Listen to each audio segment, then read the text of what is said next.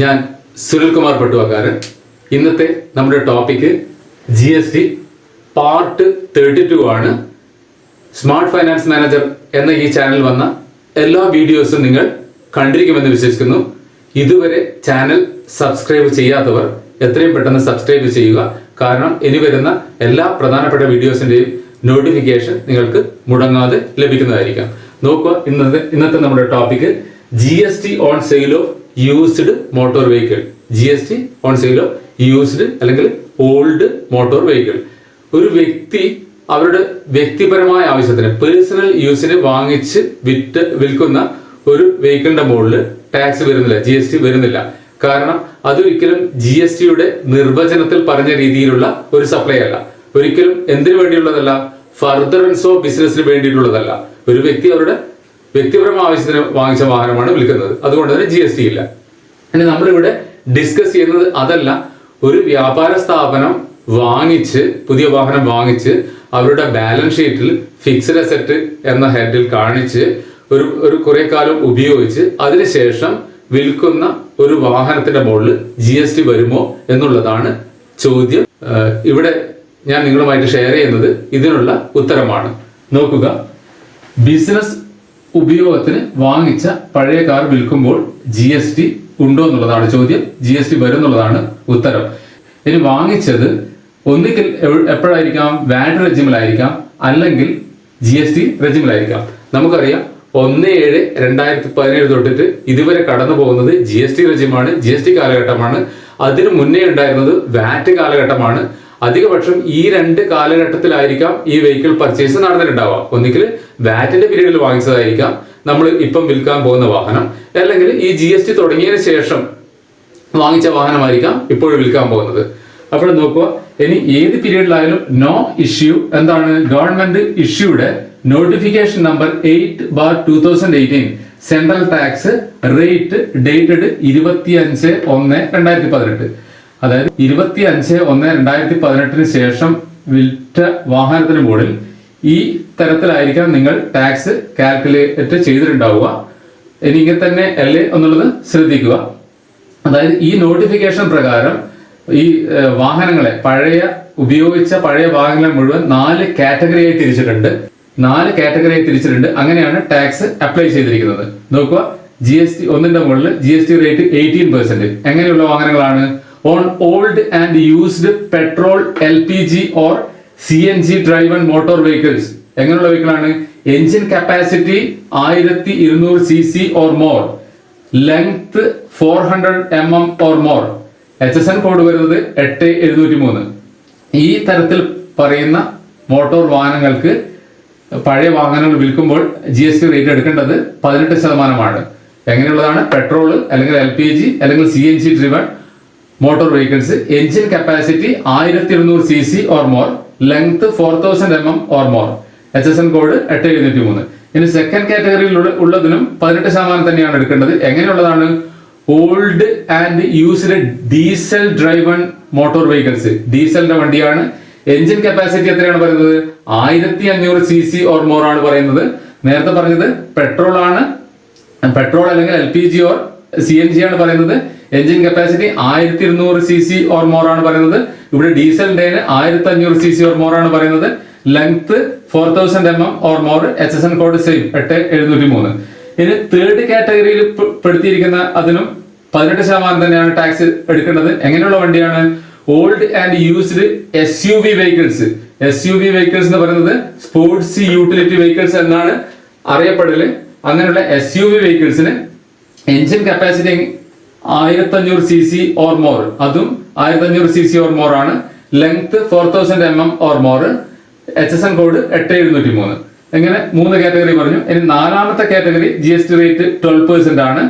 Old and used vehicles not in above 1 to 3. ഈ 1ലും 2ലും 3ലും പെടാത്ത എല്ലാ ഓൾഡ് യൂസ്ഡ് വെഹിക്കിളിനും എത്രയാണ് പഴയത് വിൽക്കുമ്പോൾ ടാക്സ് എടുക്കേണ്ടത്? 12%. ഞാൻ പറഞ്ഞു, ഈ നോട്ടിഫിക്കേഷൻ പ്രകാരം 4 കാറ്റഗറിയായി തിരിച്ചിട്ടാണ് GST റേറ്റ് ചാർജ് ചെയ്തിരിക്കുന്നത്. ഒന്നാമത്തേല് 18% പറഞ്ഞു. പെട്രോളോ LPGയോ CNG ഡ്രൈവൺ മോട്ടോർ വെഹിക്കിൾ ആയിരിക്കണം. അത് എഞ്ചിൻ കപ്പാസിറ്റി 1200 cc അല്ലെങ്കിൽ അതിൽ കൂടുതലായിരിക്കണം, ലെങ്ത് 4000 mm ഓർ മോർ ആയിരിക്കണം, HSN കോഡ് 8703 പെടുന്ന വണ്ടികളായിരിക്കും ഇതൊക്കെ. ഇനി സെക്കൻഡ് കാറ്റഗറിയിലും 18% തന്നെയാണ്. Old and used diesel driven motor vehicle ആണ്. Engine capacity 1500 cc or more ആണ്, ലെങ്ത് 4000 mm ഓർ മോർ ആണ്, HSN 8703 ആണ്. മൂന്നാമത്തെ കാറ്റഗറിയിൽ സ്പോർട്സ് യൂട്ടിലിറ്റി വെഹിക്കിൾ ആണ്. എഞ്ചിൻ കപ്പാസിറ്റി 1500 cc അല്ലെങ്കിൽ അതിൽ കൂടുതൽ ഉണ്ടാകണം, ലെങ്ത് 4000 mm ഓർ മോർ, 8703 തന്നെയാണ് HSN കോഡ്. ഇനി ഈ 3 കാറ്റഗറിയിലും പെടാത്ത വാഹനങ്ങൾ ഉണ്ട്, അതാണ് നിങ്ങൾ വിൽക്കുന്നതെങ്കിൽ GST rate 12%. Old and used vehicles not in above 1 to 3, ഈ 1ലോ 2ലോ 3ലോ പെടാത്ത എല്ലാ വെഹിക്കിളിനും GST റേറ്റ് 12% പറഞ്ഞിരിക്കുന്നത്. ഇനി ഇത് നിങ്ങൾക്ക് എന്ത് കിട്ടി? GST റെജിമില് അല്ലെങ്കിൽ ഇപ്പോഴ് നമ്മൾ 25/1/2018 ശേഷം വിൽക്കുന്നവര് ഈ ചാർട്ട് കിട്ടിയിട്ടുണ്ടാവും. ഇത് പ്രകാരമായിരിക്കാം പഴയ വാഹനങ്ങൾ വിൽക്കുമ്പോൾ GST റേറ്റ് എടുത്തിട്ടുണ്ടാവുക. ഇനി ഈ റേറ്റ് അപ്ലൈ ചെയ്യണമെങ്കിൽ 2 കണ്ടീഷൻ ചെക്ക് ചെയ്യാനുണ്ട്. അതിൻ്റെ അകത്ത് ഒന്നാമത്തെ കണ്ടീഷൻ നോക്കുക. ഫസ്റ്റ് നോക്കേണ്ടത്, ഇങ്ങനെ വിൽക്കാൻ പോകുന്ന വെഹിക്കിള് വാറ്റ് റെജിമിലോ വാറ്റ് പീരീഡിലോ GST പീരീഡിലോ ഇൻപുട്ട് ക്ലെയിം ചെയ്തിട്ടുണ്ടോ ഇല്ലയോ എന്നുള്ളതാണ് ഒന്നാമത്തെ കണ്ടീഷൻ.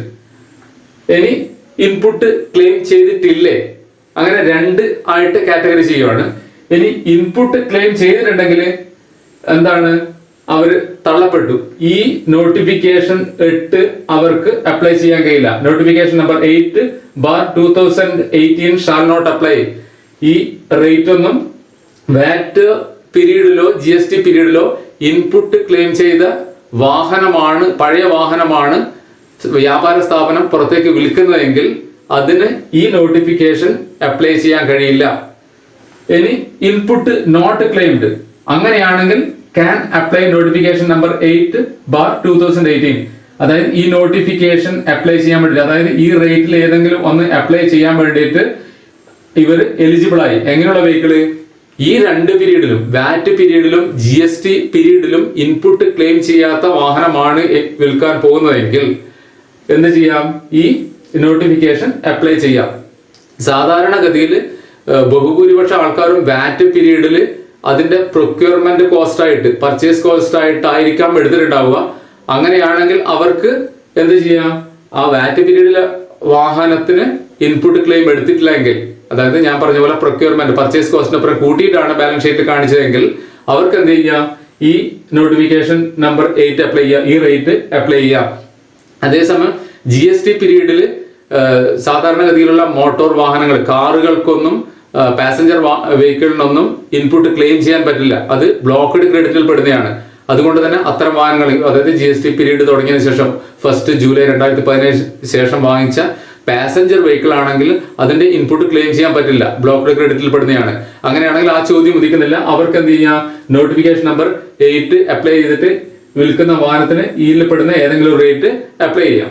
അപ്പോൾ ഈ ഒന്നാമത്തെ കണ്ടീഷൻ നമ്മൾ മനസ്സിലാക്കേണ്ടത്, ഇത് ഇൻപുട്ട് ഇതുവരെ ക്ലെയിം ചെയ്യാത്ത വാഹനമാണ് വിൽക്കുന്നതെങ്കിൽ മാത്രമേ നമുക്ക് ഈ നോട്ടിഫിക്കേഷൻ അപ്ലൈ ചെയ്തിട്ട് ഈ റേറ്റ് ഏതെങ്കിലും എടുക്കാൻ പറ്റൂ.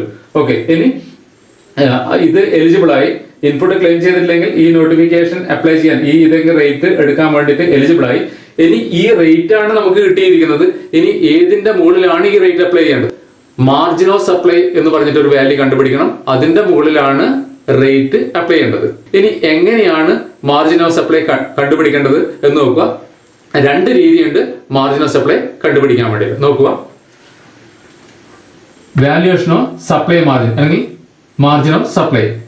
അതിൻ്റെ അകത്ത് ഒരു കണ്ടീഷൻ നോക്കാനുള്ളത്, ഡിപ്രീസിയേഷൻ ക്ലെയിം ചെയ്ത വെഹിക്കിൾ ആണോ ഡിപ്രീസിയേഷൻ ക്ലെയിം ചെയ്യാത്ത വെഹിക്കിൾ ആണോ എന്ന് കൂടി നോക്കാനുണ്ട്.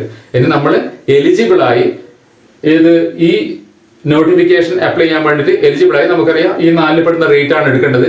ഇനി മാർജിൻ ഓഫ് സപ്ലൈ കണ്ടുപിടിക്കണം. അങ്ങനെ എലിജിബിൾ ആയ ഒരു വെഹിക്കിളിന്റെ മാർജിൻ ഓഫ് സപ്ലൈ കണ്ടിട്ട് അതിന്റെ മുകളിലാണ് ഈ പറഞ്ഞ 4 റേറ്റിൽ ഏതെങ്കിലും ഒന്ന് അപ്ലൈ ചെയ്യേണ്ടത്. അപ്പോൾ മാർജിൻ ഓഫ് സപ്ലൈ എങ്ങനെയാണ് കണ്ടുപിടിക്കേണ്ടത് എന്നുള്ളതാണ് നമ്മൾ നോക്കേണ്ടത്. അപ്പോൾ മാർജിൻ ഓഫ് സപ്ലൈ കണ്ടുപിടിക്കുന്നതിന് കണ്ടീഷൻ ഉണ്ട്. നോക്കേണ്ടത്, ഒന്ന്, ആ വിൽക്കാൻ പോകുന്ന വാഹനം ഡിപ്രീസിയേഷൻ ക്ലെയിം ചെയ്ത്, ഇൻകം ടാക്സ് ആക്ട് പ്രകാരം ഡിപ്രീസിയേഷൻ ക്ലെയിം ചെയ്ത വെഹിക്കിൾ ആണോ എന്ന് നോക്കണം. അല്ലെങ്കിൽ ഡിപ്രീസിയേഷൻ ക്ലെയിം ചെയ്യാത്ത വെഹിക്കിൾ ആണോ എന്ന് നോക്കണം. ഡിപ്രീസിയേഷൻ ക്ലെയിം ചെയ്ത വെഹിക്കിൾ ആണെങ്കിൽ മാർജിൻ ഓഫ് സപ്ലൈ കണ്ടുപിടിക്കേണ്ടത് sale value minus written down value. അതാണ് equation. Sale value minus written down value. വിറ്റ വില മൈനസ് റിട്ടേൺ ഡൗൺ വാല്യൂ എന്ന് പറയുന്നത് ഡിപ്രീസിയേഷൻ ക്ലെയിം ചെയ്തതിനു ശേഷം വരുന്ന വാല്യൂ ആണ് റിട്ടേൺ ഡൗൺ വാല്യൂ. അപ്പൊ വിറ്റ വിലയെന്ന് കിഴിക്കേണ്ടത് റിട്ടേൺ ഡൗൺ വാല്യൂ ആണ്. അതാണ് മാർജിൻ ഓഫ് സപ്ലൈ. ഏത് കേസിൽ? ഡിപ്രീസിയേഷൻ ക്ലെയിം ചെയ്ത വാഹനങ്ങളുടെ കേസിൽ. ഇനി ഡിപ്രീസിയേഷൻ ക്ലെയിം ചെയ്യാത്ത വാഹനമാണെങ്കിൽ എന്താണ്? Sale value minus purchase value. വിറ്റ വില മൈനസ് വാങ്ങിയ വില. അതാണ് ഏത്? Margin of supply.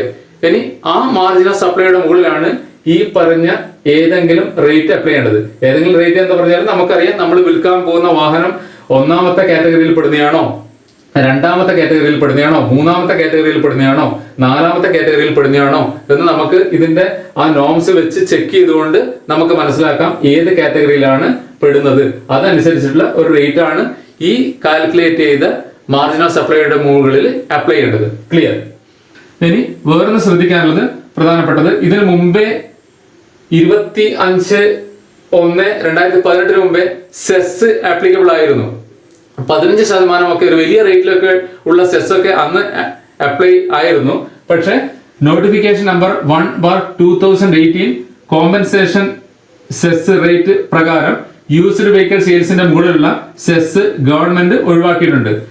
Notification number 1/2018 പ്രകാരം ഗവൺമെന്റ് കോമ്പൻസേഷൻ സെസ് ഇതിന്റെ മുകളിൽ അപ്ലൈ ചെയ്യുന്ന സെസ് ഒഴിവാക്കിയിട്ടുണ്ട്. ഇനി നോക്കൂ, ഇതിന്റെ ഒരു സമ്മറി കൂടി ഇവിടെ കൊടുത്തിട്ടുണ്ട്. ആലോചിക്കുക, നിങ്ങളുടെ ബാലൻസ്, നിങ്ങളുടെ വ്യാപാര സ്ഥാപനത്തിന്റെ ബാലൻസ് ഷീറ്റിൽ വന്ന ഒരു ഉപയോഗിച്ച് പഴകിയ ഒരു വാഹനമാണ് വിൽക്കുന്നത്.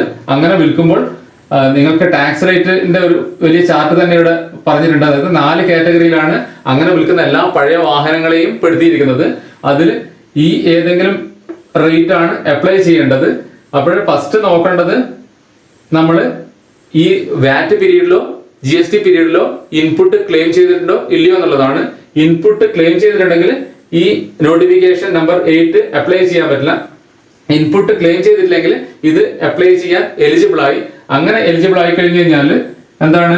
Input not claimed, tax on supply margin. Tax വരുന്നത് സപ്ലൈ മാർജിന്റെ മുകളിലാണ്. ഇനി അതെങ്ങനെയാ കണ്ടുപിടിക്കുക എന്നുള്ളത് നോക്കണം. അതിന് 2 കണ്ടീഷനാണ് പറഞ്ഞത്. ആ വെഹിക്കിള്, വിൽക്കാൻ പോകുന്ന വെഹിക്കിള് ഇനി ഡിപ്രീസിയേഷൻ ക്ലെയിം ചെയ്ത വെഹിക്കിൾ ആണോ, ഡിപ്രീസിയേഷൻ ക്ലെയിം ചെയ്യാത്ത വെഹിക്കിൾ ആണോ എന്ന് നോക്കണം. ഡിപ്രീസിയേഷൻ ക്ലെയിം ചെയ്തതാണെങ്കിൽ സെയിൽ വാല്യൂ ലെസ് WDV, അതായത് റിട്ടേൺ ഡൗൺ വാല്യൂ, അതാണ് മാർജിൻ ഓഫ് സപ്ലൈ.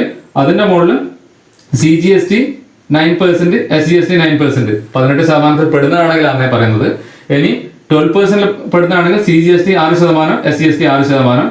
അതും കൂടി ആ 2 ടാക്സും കൂടിയതാണ് അതിന്റെ മുകളിൽ വരുന്ന ടാക്സ് ലാബിലിറ്റി, ടാക്സ് ബാധ്യത എന്ന് പറയുന്നത്.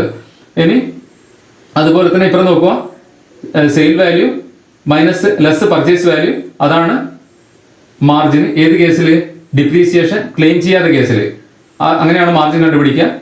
അതിന്റെ മുകളിലാണ് CGST 9%, SGST 9%, അല്ലെങ്കിൽ 12 ആണെങ്കിൽ CGST 6%, SGST 6%. ആ 2 ടാക്സും കൂട്ടിയതാണ് അതിന്റെ മുകളിൽ വരുന്ന ടാക്സ് ലയബിലിറ്റി.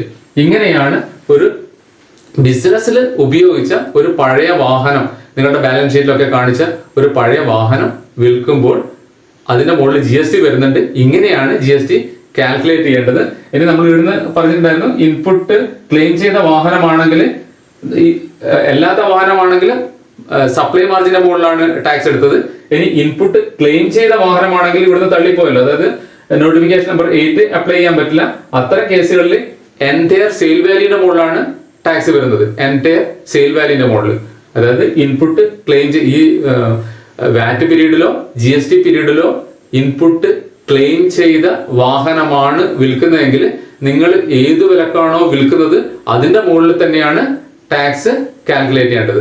അപ്പോൾ ഇത്തരം കാര്യങ്ങൾ വളരെ വിശദമായി നിങ്ങൾക്ക് മനസ്സിലായിട്ടുണ്ടാവും എന്ന് കരുതുന്നു. ഇത്രയും പറഞ്ഞുകൊണ്ട് നിർത്തുന്നു. താങ്ക്സ്.